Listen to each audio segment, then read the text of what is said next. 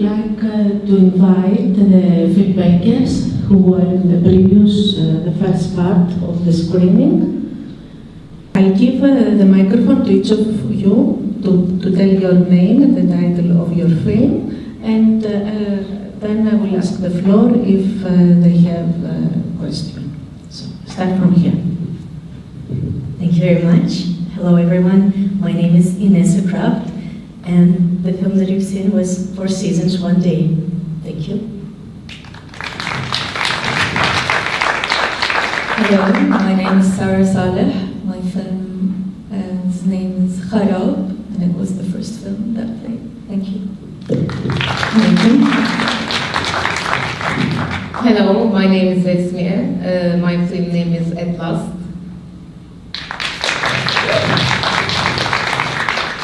Hello, my name is Mina Balman, and my film's name was Olivia. Hello, my name is Tyrannos Chrysostom, and my film is The Orange Juice. So, thank you very much. Each of the directors will have a short interview in the coming days, but because the screening time is very limited, I would like to ask the audience if there is a question for the filmmakers. Hi, I would ask the filmmaker Melina, did you know the family, or how did you, sorry, this is you, how did you find the family, or how did you come up with that story? Thank you.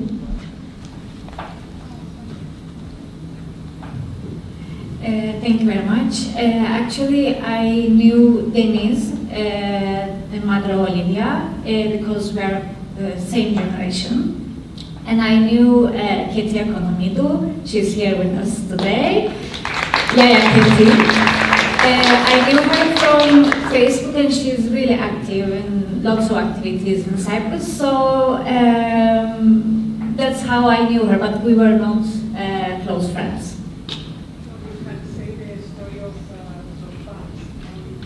Oh, okay. So actually, I knew them that Denise gave birth to a baby, and then she had a Greek Cypriot yaya, grandmother. And one day I went to Zorbas to make shopping. Zorbas is a bakery, you know, and I saw Katie and Olivia shopping there. Up until that day, I was thinking this story as a good friendship story, intercommunal friendship story.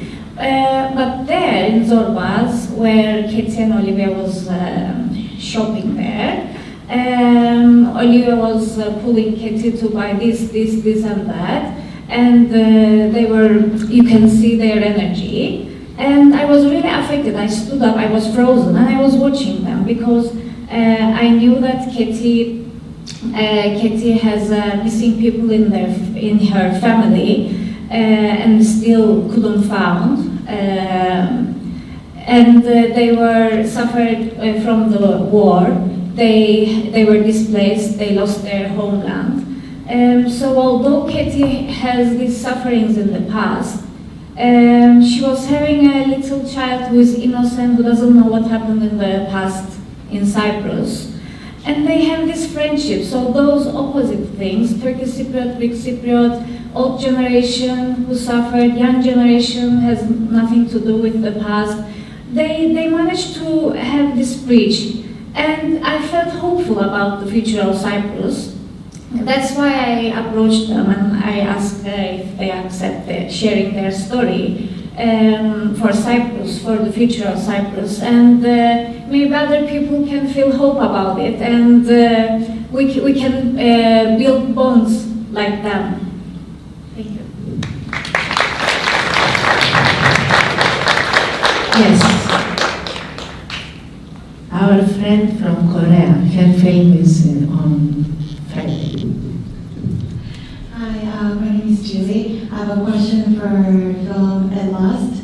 How was it filming in the crowd? And which part, was there any part that wasn't planned but in the film?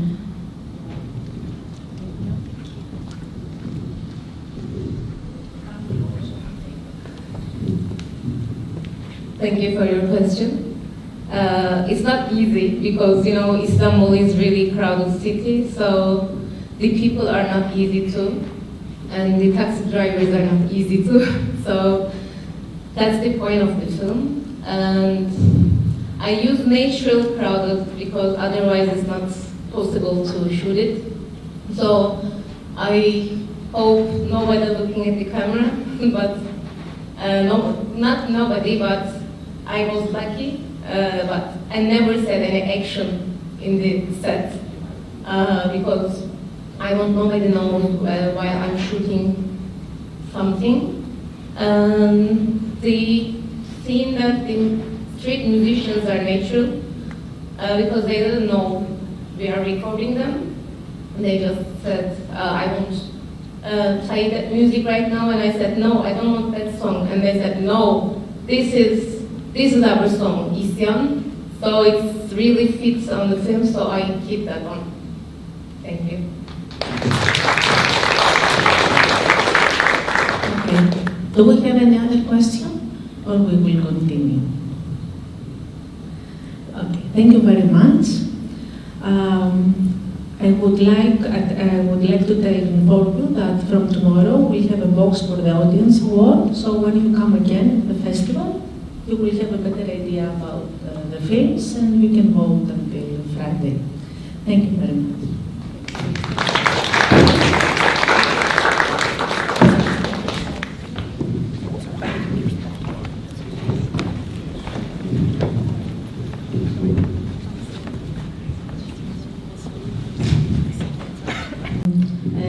Let's invite the directors who show their film.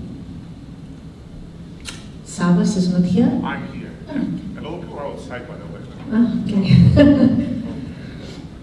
Orestes is here. Estefania Panagiotou is here. Okay. Andreas Papakiriakou.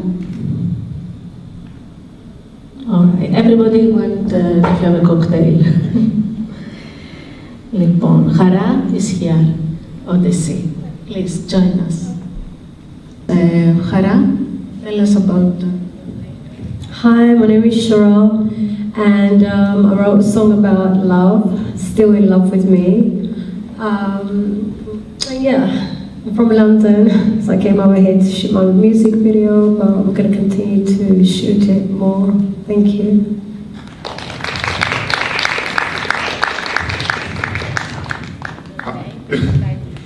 Hello, my name is Sal Constantino. My film was Hummings of a Hummingbird, and I'm very happy it didn't have technical difficulties when it played. I'm so happy about that. It was the small film, the small animated film, a bit after the film Maple, to be more specific. Yeah, I hope you guys enjoyed it, and I'll get any questions if you have ones.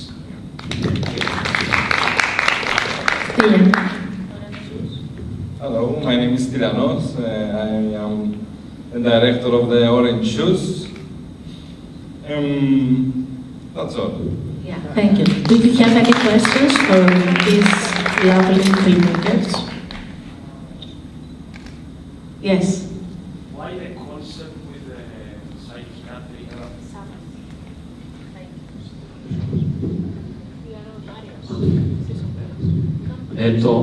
Βασικά το concept με την ψυχιατρική πτέρυγα, why that concept? What inspired you? Yeah.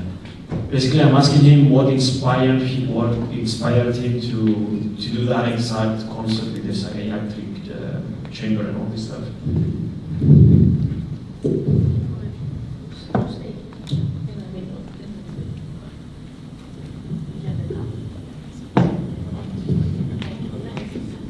Λοιπόν, να απαντήσω στα ελληνικά.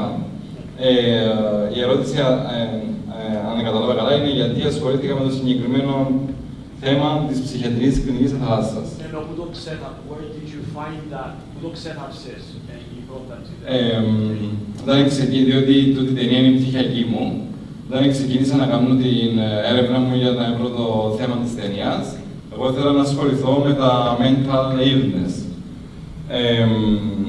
Και καθ' όλη τη διάρκεια της έρευνας μου, έπιασε στα χέρια μου ένα βιβλίο που ονομάζεται «Θαλάσσας». Έχει το γράψει ο συγγραφέας ο Λιμπουρής. Και μέσα σε αυτό το βιβλίο αναγράφει διάφορα γεγονότα που συνέβησαν στη ψυχιατρική κλινική θαλάσσας πριν το 1974. Και μόλις ήβρα μια ωραία ιστορία, ξεκίνησα να κάνω πιο βαθιά έρευνα σε αυτή την ιστορία. Έβραμε νοσοκόμες που δουλεύκαν τότε στη ψυχιατρική κλινική, συνεντεύξεις κτλ. Διότι αυτό που μου κάνει παραπάνω εντύπωση εμένα, και θέλω να το βγάλω και προς τα έξω, ήταν το ότι τουλάχιστον η νέα Ελλάδα, πιστεύω και όχι μόνο, δεν ξέραμε ότι υπήρχαν πεσόντες πολέμου μέσα στη ψυχιατρική κλινική θαλάσσας, αλλά ήταν δηλωμένοι ως αγνοούμενοι. Και για 50 χρόνια, ας πούμε, οι οικογένειες τους ξέραν ότι δεν ξέρουμε που είναι. Μπορεί να ζουν ακόμα, ενώ ήταν από τους πρώτους νεκρούς πολέμου. Αυτό. Ναι, λοιπόν, he's shooting your thesis film, I think, yes. So he wanted to make a subject about mental illness. I did the same question before to Stylianos. He didn't have any experience in his environment. So he went to he found a book by Liberis and Athalassas, and he started his research about these cases. And he visited also the clinic, and this is how the film began. How many days you were in the clinic? You went for a visit for one time. Yeah, but this is one not day? the original. It's another location. Yes, of course. Just for the references, visual references. So you visited the clinic once, okay? The patient. Πριν το σιρκάτο. Oh, then it fall down, destroy, to construct the new one. Okay, something else? About the casting, did you do casting? How did you find these actors for your film? Επειδή ήταν student project, ήταν δύσκολο να τα έχουμε ηθοποιούς και τα πιέσαμε στον χρόνο και το παραπάνω cast στην έτοιμη για μια οικογένεια. Παππούδες, θείοι, θείες κτλ. Φίλες και ναι, τούτα το cast μου. Okay, so it is his thesis film, so it was difficult to do casting, so all the members are from his family? Not all. Not all, most of all. Okay, and how many days did you rehearse with your actors? The shootings. The proves. Proves. One shot? The narration, they learned the words and you start... Go for shooting. Bravo, congratulations. This means something. Maris. Μέσα, anyway, αφού μιας και οι ερωτήσεις σου έχουν να κάνουν σχέση με παραγωγές και είδα αρκετά φιλμάκια και τα οποία έχουν να κάνουν με διάφορα θέματα, το δικό σου θέμα είναι κάτι το οποίο προσωπικά δεν γνώριζα και νομίζω ότι περισσότεροι από εμάς δεν γνώριζαμε αυτή την ιστορία. Άρα κατευθείαν περνά ένα μήνυμα ή ένα ιστορικό γεγονός προς όλους τους viewers. Κάνατε πάρα πολύ εξαιρετική δουλειά στο μοντάζ σας και στο πώς τοποθετήσετε γενικότερα τις κάμερες σας βλέποντας το και μιας και ταξιδεύετε τα τελευταία 7 χρόνια και μπορώ να καταλάβω ότι τα angles που δουλέψετε ήταν τρομερά. Επειδή είναι κάτι το οποίο πρέπει να επικοινωνήσουμε και προς τα έξω, στον κόσμο που δεν γνωρίζει αυτή την ιστορία και στην Κύπρο αλλά και στο εξωτερικό, θα ήθελα να δω και υπότιτλους στα αγγλικά, οι οποίοι θα βοηθήσουν πάρα πολλά αυτό και είμαστε δίπλα σου να το επικοινωνήσουμε και προς τα έξω, να το ξέρεις.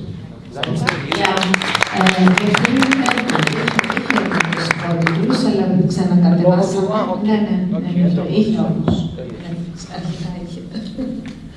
Ωραία, so he liked the way of shooting, the angles, and congratulations for the directing point of view. Something else? Okay, thank you very much. We have a break now, so we can go out and have a cocktail and in 30 minutes will be the official opening of the festival. Thank you.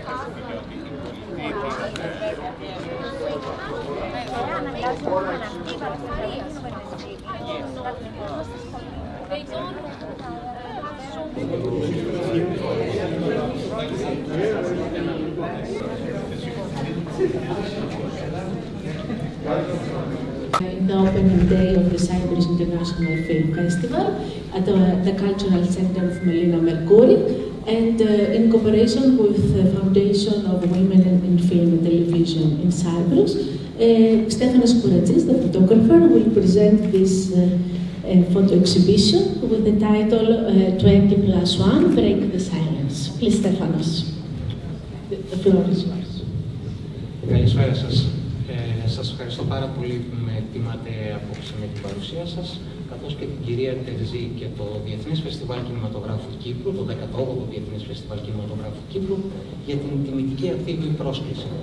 Θα ήθελα να αναφέρω ότι η έκθεση που βλέπετε είναι απότοκο της φωτογράφησης που έγινε για το χορόδραμα 20 σημεία σε σύλληψη, ιδέα και σκηνοθεσία του χορογράφου Γιώργου Δημόπουλη, όπου ο κεντρικός άξονας είναι η προσπάθεια να σπάσει η αλυσίδα της σιωπής των γυναικών που έχουν υποστεί βία. Όλο αυτό λοιπόν είναι κάθε μία γυναίκα που βλέπουμε στο δρόμο ξεχωριστά. Μπορεί να είναι η μητέρα μας, η αδερφή μας, η συνάδελφος στο γραφείο. Οπότε έπρεπε να βρεθεί ένας τρόπος οι ίδιες μέσα από την κίνηση στη σκηνή να το εξωτερικεύσουν και στο τέλος να λυτρωθούν από αυτό. Ευχαριστώ ξανά το φεστιβάλ, τον Γιώργο Δημόπουλο για την καλοσύνη του να κάνει κομμάτι του όλο αυτό, όπως επίσης και κάθε μία ξεχωριστά από τις κυρίες που συμμετείχαν σε αυτό το project. Thank you all for being here. It's a pleasure having you here, and thank you for honoring us with your presence. I would like to thank Mr. Z and the Cyprus International Film Festival for the invitation, and Yorgos Dimopoulos for making me part of his project 20+1 Unchained Silence. That was a project presented last year in Nicosia and Limassol, and these are the pictures taken during that theater play. Thank you all once again, and this project is against the violence on women. Thank you once again, everybody. Thank you. So the exhibition will be open until Friday, Saturday, 4th of November. Η έκθεση θα είναι ανοιχτή μέχρι και το Σάββατο, 4 Νοεμβρίου. Μπορείτε να ξαναέρθετε μαζί με τις ταινίες, να δείτε καλύτερα τη φωτογραφική ματιά του Στέφανου Κouratsis. Νομίζω θέλει λίγο εμβάθυνση. Ευχαριστούμε, Στέφανη, πολύ. Λοιπόν, περνάμε.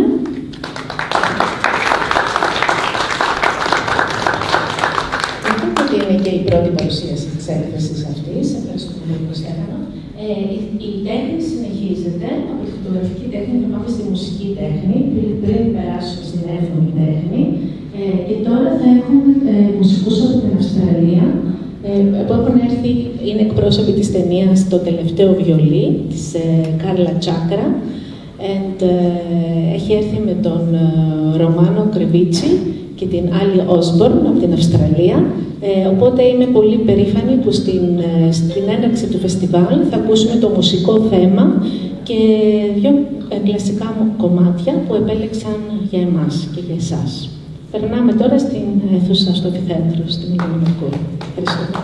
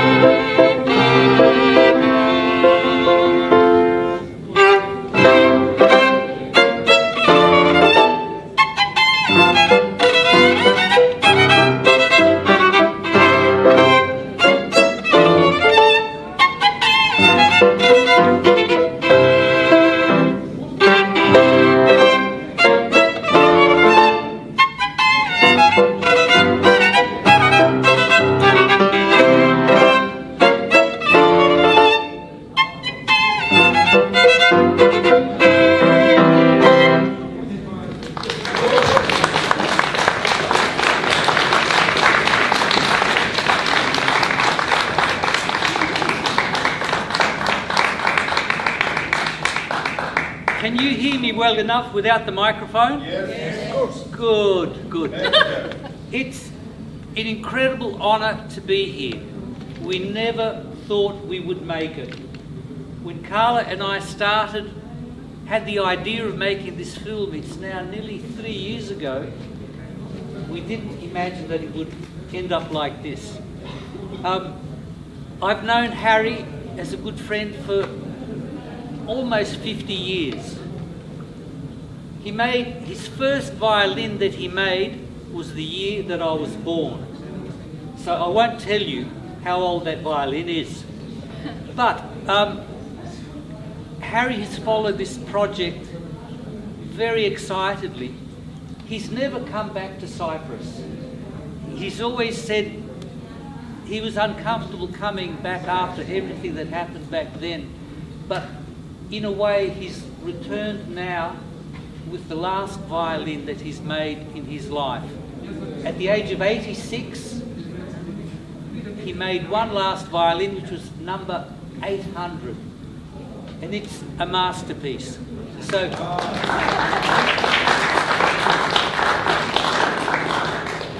So though he can't be here, I'll be ringing him later tonight and telling him, Harry, your soul, your spirit, your love, because he's always loved Cyprus. He's never forgotten. He always talks about it.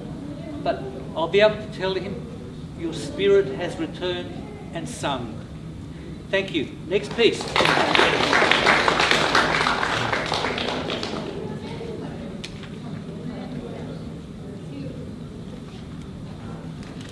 I'll just add very quickly, the first piece we played was a beautiful Fritz Kreisler piece. The next piece we'll play is also Fritz Kreisler, and then I won't tell you the last little piece of the puzzle.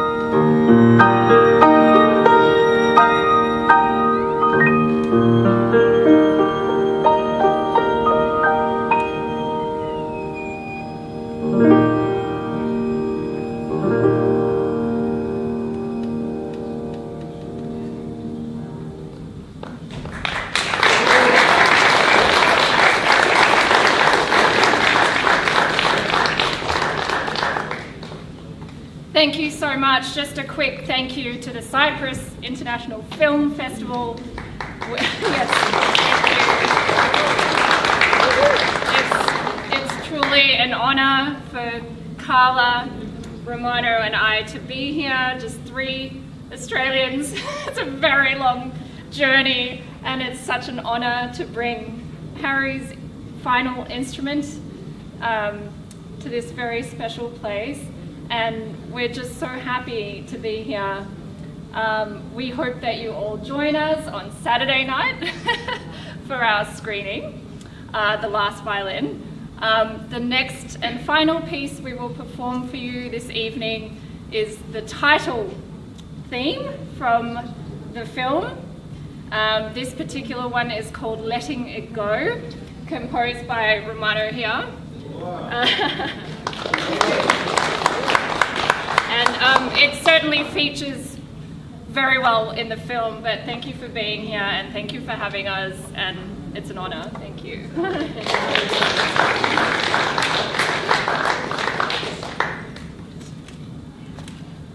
If I could just say one thing, and this is, for me, very important. As I said before, I met Harry 50 years ago. I walked into his studio with hair down to here, beard. I was a hippie. And over the years, I would sit with him while he would make instruments. And I slowly became a composer. And we'd meet very regularly. He'd ring me up and say, look, I've made a special new instrument. Can you come and play it?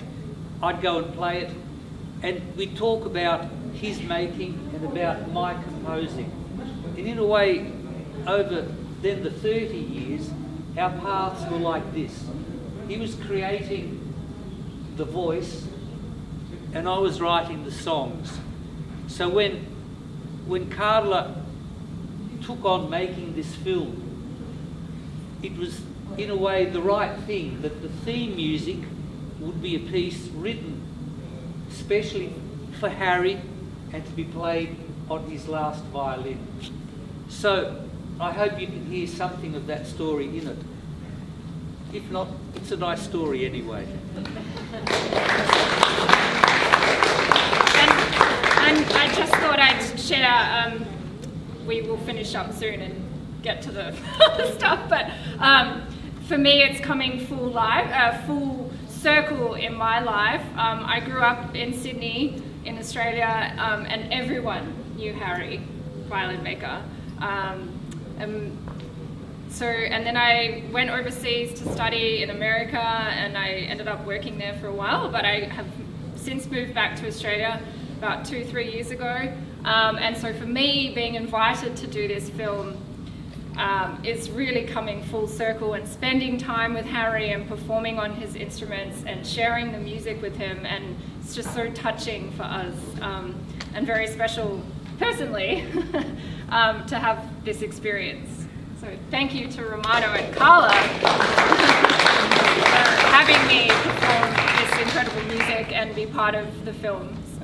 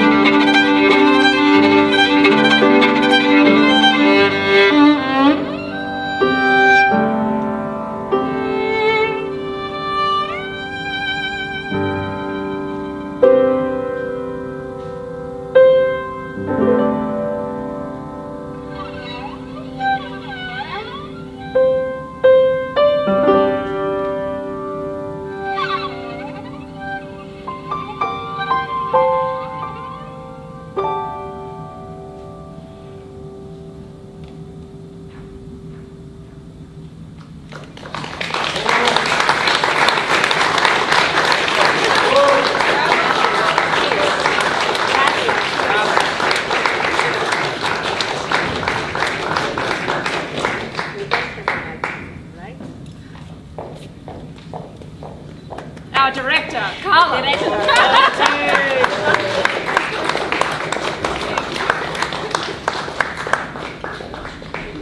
Welcome. I'm very proud about the film and about this great artists who are used to perform in operas in New York, Washington, Sydney, Melbourne, and now they are here in this humble place, the Cultural Center of Melina Merkouri. Thank you so much for honoring the festival and Nicosia and Cyprus with your journey to be here and to play classical parts and the music, the theme of the last violin. This is the 1/800th violin by Harry Vitaliotis, Cypriot immigrant in Australia. It's known all over Australia. Ali was making her violin since 8 years old, and Romano bought 8 or 5 violins from Harry. 11. So he was selling the violin at the price that he got it to his students, and he was buying a new violin from Harry. So we're very proud that the world premiere of this documentary, that Carla Chakra, who is also a musician, flautist, right, and the director of the film. It is a part of the festival. It will be screened on Saturday evening, so everybody is welcomed. I hope you enjoyed this artistic opening of the Cyprus International Film Festival.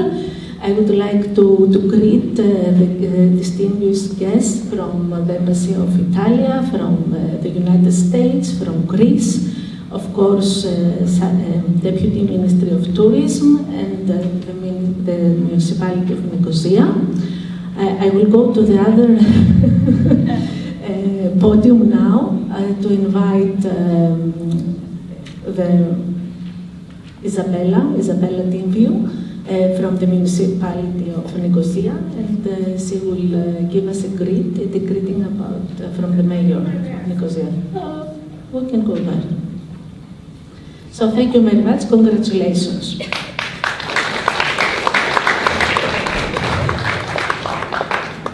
Thank you very much for coming.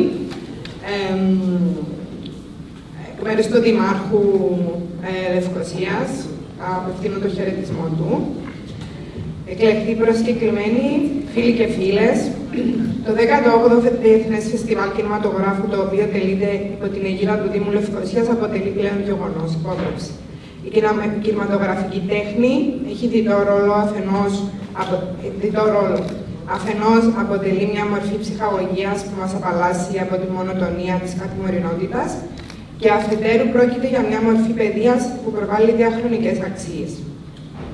Φέτος το Διεθνές Φεστιβάλ Κινηματογράφου προάγει μέσα από τις ποικίλες δράσεις του εξαιρετικά σημαντικές αξίες, όπως η ισότητα και ο σεβασμός στη διαφορετικότητα. Αξίες με ιδιαίτερη βαρύτητα στη σύγχρονη εποχή. Η φιλοσοφία του φεστιβάλ έχει κοινή φιλοσοφία με τη φιλοσοφία περί πολιτισμού του Δήμου Λευκωσίας, η οποία αφορά ένα ευρύ φάσμα πολιτιστικής και καλλιτεχνικής έκφρασης στους πολίτες, με στόχο να τους γαλουχίσει με τις αξίες και τις αρχές του πολιτισμού και της τέχνης. Ο Δήμος Λευκωσίας, διαχρονικά ισχυρός υποστηρικτής κάθε μορφής καλλιτεχνικής έκφρασης και δημιουργίας, χαιρετίζει λοιπόν και συγχαίρει τους διοργανωτές του φεστιβάλ, το Υφυπουργείο Τουρισμού, τον ΟΠΑΠ Κύπρου και όλους όσους έχουν συμβάλει για την διοργάνωση.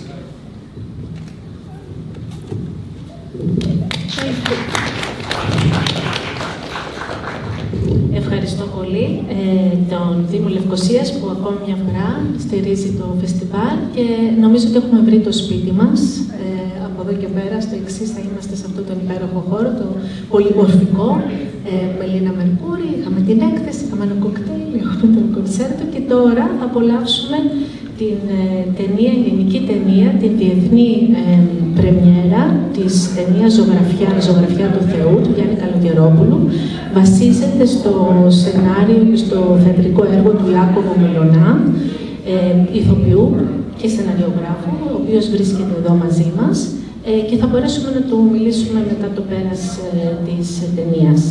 Αμέσως μετά θα υπάρχει μια παγκόσμια πρεμιέρα από τη Γεωργία, το Αλεξάνδρ Σαντρετίνη, και σας προσκαλώ να τις δούμε και να γνωρίσουμε και τους δημιουργούς. Αύριο πάλι 3,5 ώρα εδώ, μέχρι και το Σάββατο, προβολές στο Melina Merkouri και την Κυριακή θα είναι το αποκορύφωμα του φεστιβάλ, θα είναι στο Θέατρο Παλάς για απονομή των βραβείων Χρυσή Αφροδίτη, αλλά θα τιμήσουμε και το Ίδρυμα Γυναίκες στο Κινηματογράφο και στην Τηλεόραση, τη Λυγία Κωνσταντινίδου και τους Κορίνα Βραμίδη και Κυριακό Τοφαρίδη. Αυτό σας περιμένουμε και εκεί. Ευχαριστώ πάρα πολύ. Καλή θέαση.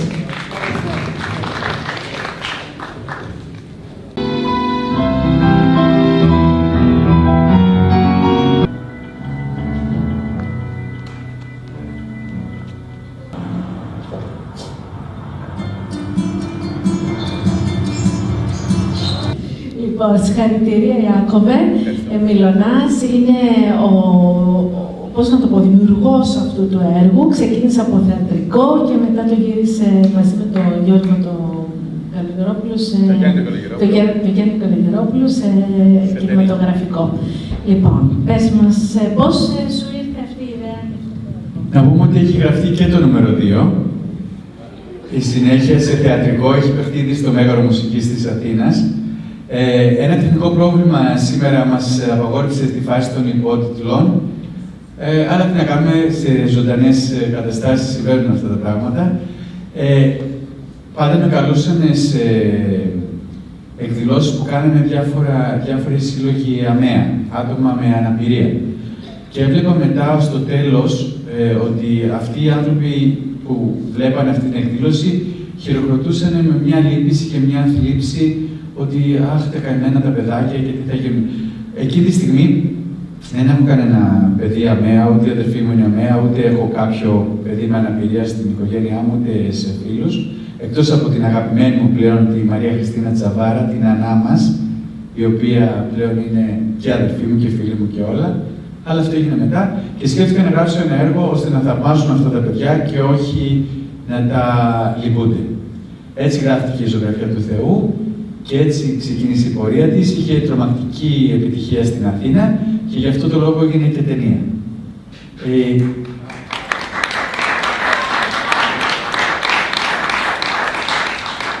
Για μένα πάντα η διαφορετικότητα έχει να κάνει με το individual, για να βάλω χωρίς υπότιτλους να μιλήσω στα αρχικά, με την ατομικότητα, ότι μπορούμε να είμαστε όλοι διαφορετικοί, όλοι ίσοι και όλοι αγαπημένοι, σε οποιοδήποτε θέμα διαφορετικότητας. Αυτό. Συγχαρητήρια. Έχουμε κάποιες ερωτήσεις από το κοινό. Την Ανάτη Τσαβάρα την ξέρω εγώ και εγώ προσωπικά. Να χαιρετήσω αυτό το κορίτσι το υπέροχο που έκανε όλη τη βραδιά. Μετάφραση. Μετάφραση. Είχα καλέσει τη φίλη μου, της είπα, Μίστερ Χωριάς, έχει υπότιτλους. Ναι, πραγματικά. Έχω δει το θεατρικό μια-δυο φορές. Την Ανά την ήξερα πιο πριν, γιατί είχα κάνει και εγώ μια ταινία μαζί της και 5 λεπτά και έχει πάρει βραβεία σε όλο τον κόσμο.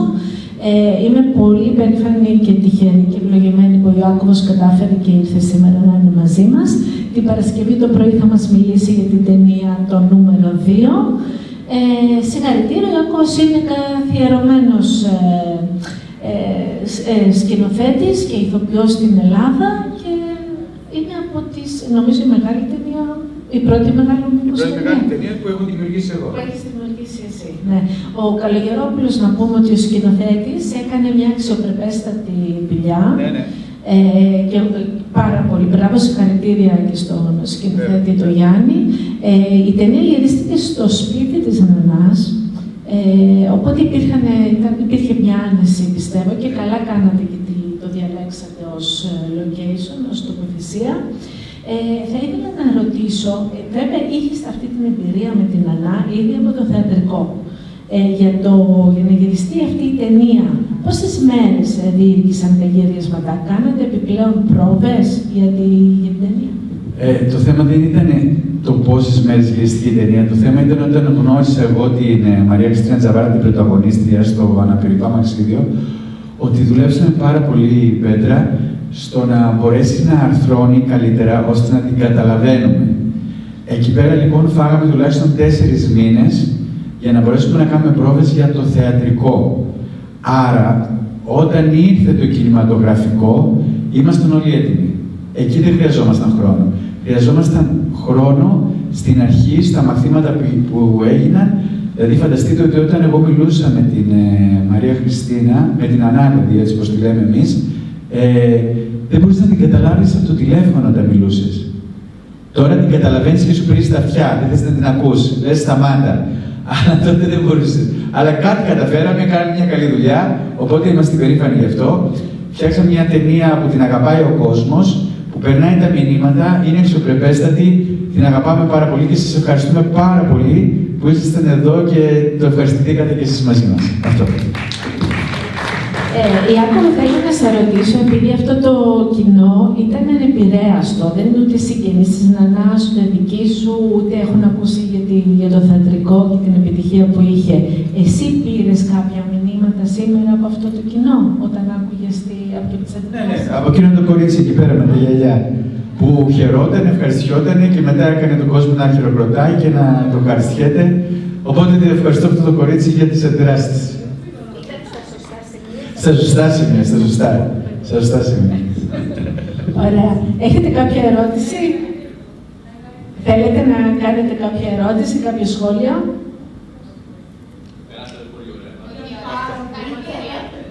Ωραία. Εράμαστε. Λοιπόν, ευχαριστούμε πάρα πολύ. Θα συνεχίσουμε με την ταινία του Αλεξάνδρ Σαντρετίνη από τη Γεωργία. Με αγγλικούς. Σκαμμένους. We continue with Alexander Sandratini feature film with embedded English subtitles.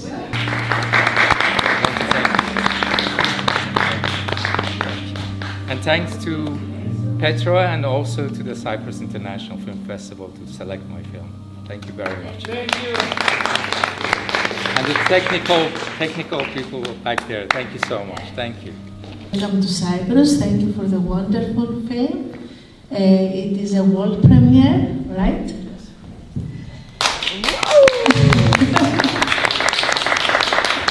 I'm very proud of this film.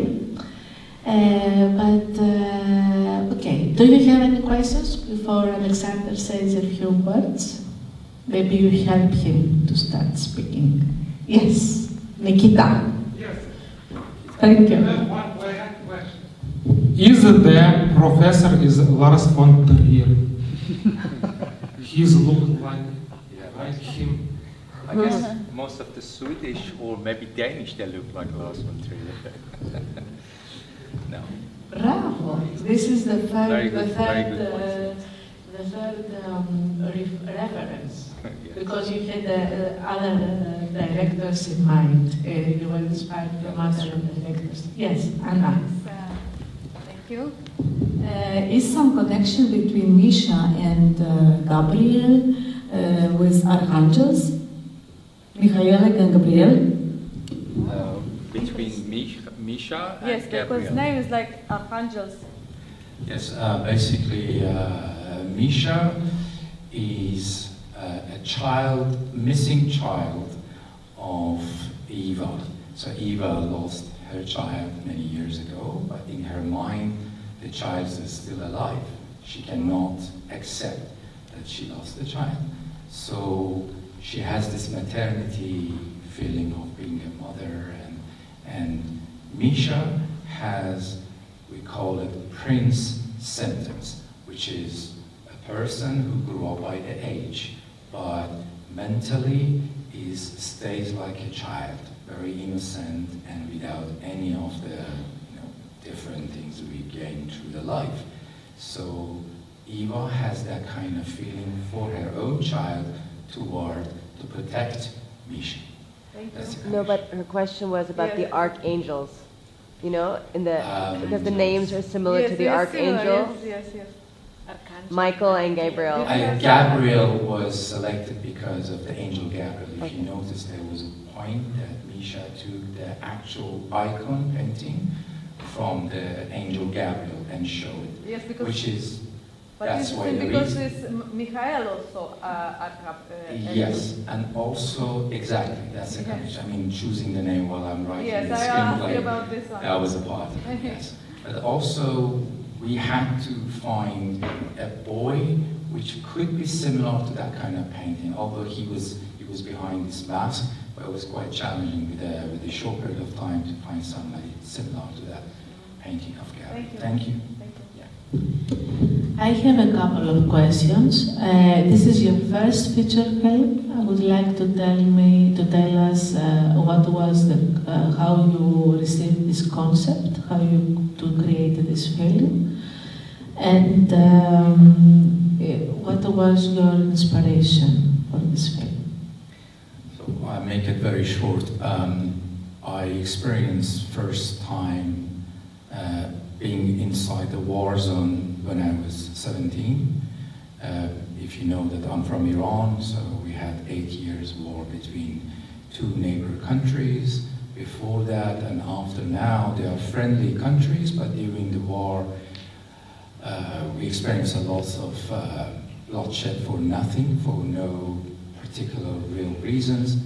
So as that time when I grew up, I see around the world the neighbors and the friends and the love turns to become enemies and hate against each other. So that was the reason I wanted to make something to show actually people from a different ethnicity background, different religions. They don't need to fight with each other. They can hold to the memories and love. And that's the only solution.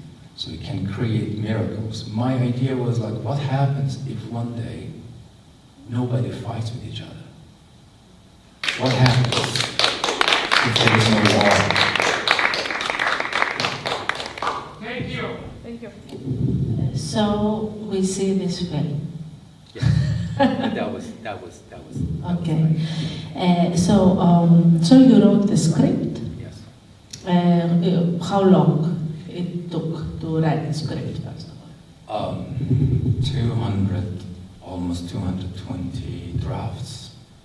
Yes. I start from 2017, and I finished the script just a few days before we go to shoot, which was by November 2021. So it takes 4 years. 4 years every night, sitting behind the laptop and writing and changing and writing and changing. Congratulations. Thank you. Did you have any help, the co-writer or the Yes, because that was my first long script. It was quite difficult, challenging for me. I'm a very visual type of person, so I'm not a good writer. I have to admit that. So bringing back the story to the script was really the biggest challenge for me in the filmmaking. The production and pre-production wasn't. And I hired 2 different script doctors in 2 different periods, but I wasn't happy with any of those results. So I have to come back again and change it myself, yes. Any other question regards to... Regarding the script from my side, no. What about the pre-production? Come close. I talked to Alexis. So basically pre-production was very in rush, although I did location scouting for 3.5 years, mainly in Ukraine and also some part of Russia and Latvia, Lithuania and Estonia, all those regions, because I was looking for a buffer zone, which today I found it actually in here in Nicosia. You can go and see it on a city tour. It's an amazing place. I was wondering that why I never came in here. But I guess it is very impossible to shoot any film in that buffer zone between 2 sides. Special permissions. Yeah. Okay, for next film, I'll We can consider discuss that. on Friday. Okay, that's great. This is a fantastic place for location for making a film. So it took me almost 3.5 years, and then COVID happened, exactly when my fund was available. So I had the choice whether to wait or to choose another country and make this pre-production happen, which nobody was almost ready. Ukraine was closing, Russia was closing, Lithuania, Latvia, they were really restricted. The only country which was quite possible for everybody to go there was Georgia. So within 2 weeks, I had to make the pre-production. So pre-production took only, normally should take between 2 to 3 months, but it took 2 weeks only. So we had to be in rush for the pre-production. Okay, what about the casting? You have a great crew, I mean, casting. My experience from the short films was casting is the key point of the success. And for this matter, I did really pay attention more to find the right casting. So I was very precise. It was challenging, but maybe I was lucky also to find the right people. Now, this is quite interesting that the casting when they came from different nationalities. Russians, Ukrainians, Lithuanians. Yes, I picked them one by one. And they didn't know each other before. Okay, when you were writing the script, 200 version, did you have any of them in mind? Yes, I had some we call it dream cast. I had a dream cast, which they were quite similar to what you see, but none of them they were actual the casting here because they didn't accept. And some political reasons, some other reasons. But eventually when this cast they came there, during the process of 35 days of shoot, they fall in love with each other. And they made even a group, WhatsApp is called For Lovers, which all the cast, they just still continue to communicate with each other. It's quite interesting that they were asking me, how did you find us? Because they click with each other very good. Like they really connect with each other and they understood what we want to do. And that was a key point. In my opinion, it was the best part of the film, actually, to bring these people together. Okay, how did you find the cast? Okay, I had for extras casting director, but for the lead actors, I checked Facebook, and I did through the Facebook, basically Facebook and Instagram, and I tried to, few months, I guess myself, search for the right, and I wrote them personally, not even through the agency, not through their agent. I asked them if they are interested to read the script, and they read, and they read. So they were choosing from the image, from the photo, or you have seen them from a reel or another film? Yeah, first through the pictures, and yes, pictures, and then watching their videos. Normally, actors, they post a lot of things on Instagram and social networks, so you can watch them. And I mean, if you are in a short budget for the casting director, because casting director can cost quite a lot actually, and I didn't have the budget, so I have to do it myself for the lead. And then I flew to their countries, and I did a casting audition there. But I did not only did for one person. Like when I invited these, I knew already that they are my strongest candidate, but I invited up to 10 other cast from using the local casting directors, and then finally I chose this. Okay, so from how many countries your cast is coming? France, Russia, Ukraine, Georgia, Lithuania, Sweden, and those 3 religious leaders, they were me. All of these 3, they were me. So, yeah. Okay, congratulations. Thank you very much for this multicultural group. What other questions do you have for Alexander? Yes. I felt that all the characters have problem with being, leaving, or going away from home. And is there any interest of you about being home or leaving home? Because all of them mentioned home.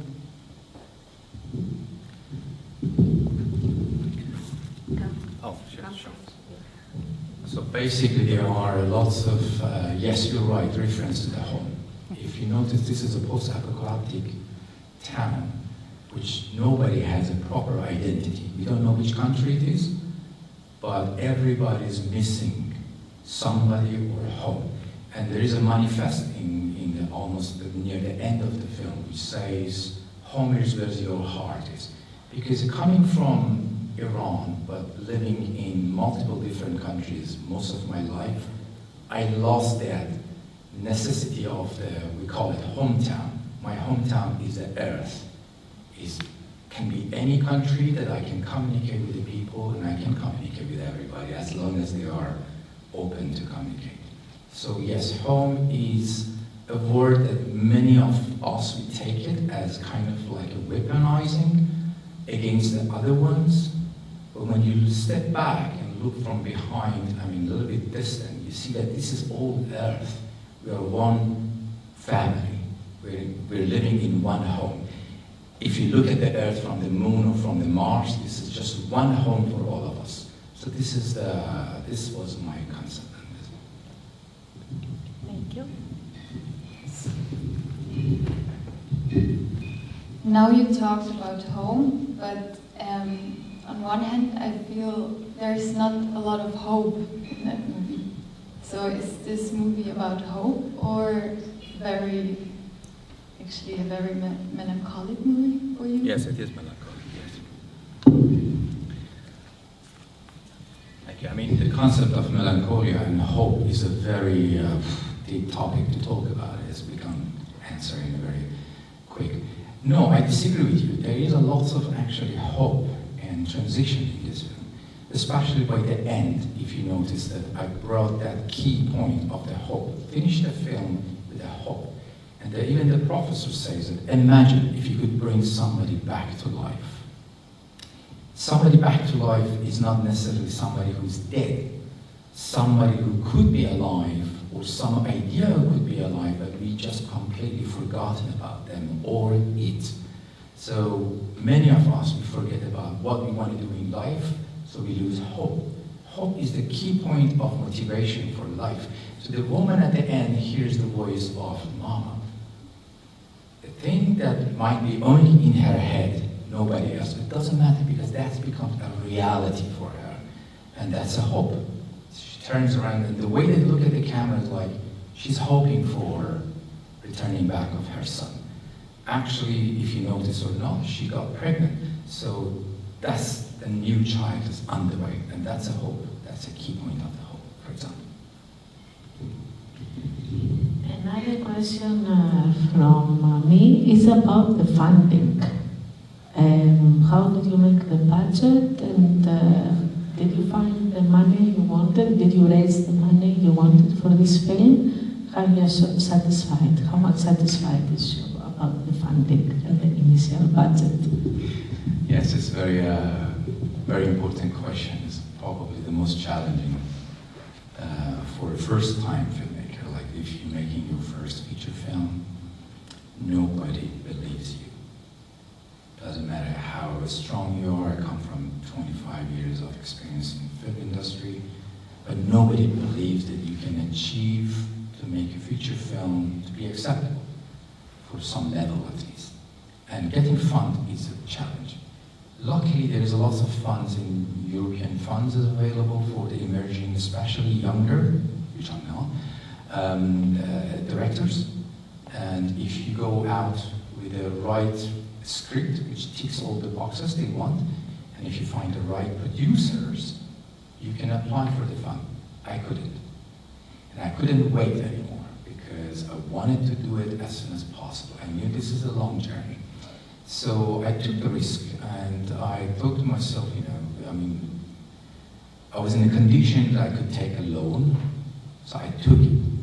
I took the loan, and instead of spending on material things, I thought, okay, I'm going to create a motion picture which I can touch people's heart, and my prophecy and idea stays even after me for a few people who watch it. It's better than buying something and it's gone forgotten after I leave it. Yes, that's so it's a personal question. Very wise decision, as we see from our audience. Thank you. Thank you. So another question from Alexander. Yes. I think as a director of photography, I just wanted to ask a question about instruments. I've noticed that most of the shots were made on wide-angle lens. Is it a special cinema language, and was it your decision or decision of the director of photography? Okay. Yes, cinematography is my skill. So I was a DOP also before I stepped into making the film. And also coming from the post-production, I had lots of idea how to edit the film. So I suggest everybody, before you go out and make your film as a director, just try to do some editing yourself. It's going to give you lots of clue. And also try to take the camera and operate the camera and do that kind of practicing. You don't need to be professional with that, but at least you have some concept and idea. Yes, cinematography was the language. So we had lots of meetings with my DOP. And I explained to them, I showed them the reference of what kind of films, what part of the film of that I want to use. And to be honest, we achieved almost 95% of what. But every day was a challenge because it doesn't matter how much you communicate with your DOP, between director and DOP as you are, it's always a little bit of the situation and the condition can change everything. Light, for example, is the most important fact. And also for the lens, I minimized. I noticed that we are running out of the time because the locations were given to us for free in a certain period of time. So we didn't have the luxuries of using the studio and unlimited time. We had to shoot within a very limited time frame. So changing the lenses, as you know, it takes a lot of time on a camera to do that. Plus, if you're going for a zoom lenses, we need to have light up more. So the decision was to go for a more wider one. It's not only giving a little bit different type of dreamy language and texture to the film, as well as it gives a much more versatile to use, minimum of the light, so we use maximum of the natural light. We didn't really have any more of the equipment to use for a good lighting. So we use a natural light, but we did the proper timing and using a wide lens and a normal lens, only 2 lenses we use in the whole entire film. Yeah, How many cameras did you use? we used 1 camera, but that was my decision to buy the camera before the film, and once we finished the film, we sell the camera. So instead of renting the camera, we could save this much as we could practice also with the camera. The camera is, I guess that might be your question. The camera is a Blackmagic 12K. Which also saved a lot of money. And lots of DOPs, they don't really like it because it doesn't have a good reputation. But I can assure you, the camera is important, but it's not as important as if you get it, the lighting and the sceneries correctly and right. And by the way, this is a technical question. Most of the audience, they just watch the film. If they like the characters as they act, they're going to watch it. Doesn't matter what is the quality of the picture, but it is important, yes. Thank you. It's also the sets. For the set, yes, the set. Yeah, the set is important. Yeah. It counts. Any more questions? Yes, Alexis. Thank you. So I've noticed there's a magnificent balance between the environments, the stage, the composition of the frame, which uses Z-depth or Z-blocking a lot. Tell me, you have a background in 3D computer animation. Did this help you visualize? Because you play a lot with camera motion that increases a lot the sense of depth. Yes. And the perspective. Yes. So all of that works together.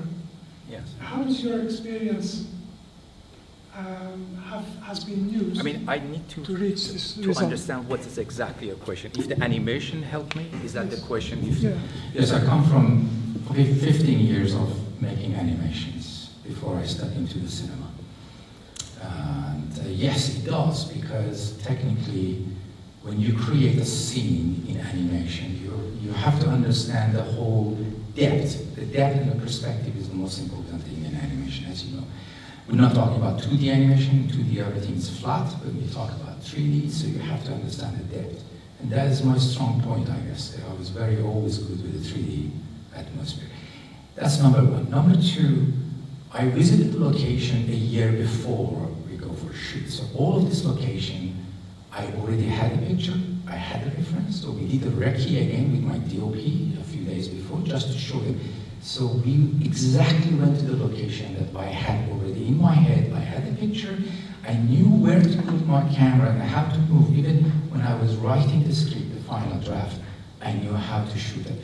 Because that was the most challenging. As I said, that we were running with very low budget. We had no chance to repeat.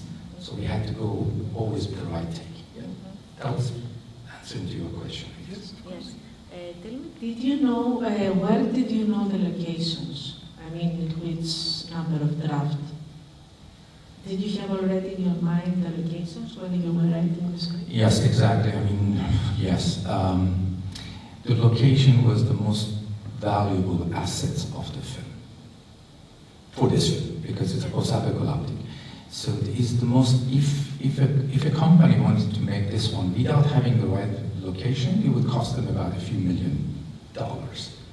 So by finding the right locations, spending of course time and money of myself, but that's part of my game also, I like it. It's Urban Explorer, I love it. So it was a pleasure to find this location, but I had to travel 3 years in different countries, and while I'm writing the script, I'm looking at the pictures, thousands of the pictures, I choose a location and I write my script based on that location. So How many locations did you choose for the final shooting? For the final shoot, we had to narrow down to, for production, you know, that the cost is very effective, that you do not need to choose multiple locations. So all the locations are based, 90% of the film is in one town of Georgia. The scene that you saw that the church was burned, that we built that church, we burned it, but it is front of the actual Stalin dacha. So it's a Stalin dacha, which surprisingly is not a museum, it's open for everybody. And that's sarcastic because Stalin burned a lot of churches. Eventually my set designer took the woods from the Stalin dacha and burned it. We didn't know, we just knew after. So yes, so everything was within 5 minutes drive from our hotel. So we did a very good calculation for the logistic, because that's going to cost a lot if you want to travel. The only thing that we had to shoot the professor scene in Lithuania because of certain type of logistic. We had to shoot it a few months later, and that was almost 3 months later we had to do it. And the war was already going on between Ukraine and Russia, so we couldn't go back to those countries. Okay. How many days you were shooting? Shooting in Georgia, 35 days actual shoot, and in Lithuania, 1 day. Okay, 36 days total. Okay, any more question?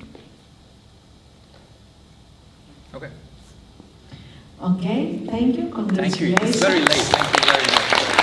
Thank you so much for your wonderful. We wish you a very nice journey to the festivals first, starting from Cyprus. Thank you very much. We'll see you tomorrow, 3:30, with more players. They directors, 1 days.